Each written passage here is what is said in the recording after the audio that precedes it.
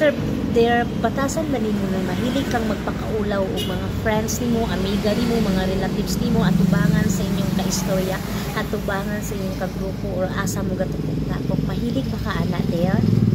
Nahimuon nimo siyang center attraction para ang tanan, mahimo siyang katawanan, mahimo siyang mapakaulawan nimo, imong iistorya. Kana ba ang baga kaya-kayano nimo siya istorya, kaya-kayano nimo siya, makaya nimo siya. Pero there, ako din nakasuway na ko ana there na mabati dyan ako gipahimo ko niyang katawanan. So ang inyo ang the best na inyong buhaton ana there, katakatawain lang, pasagdahi,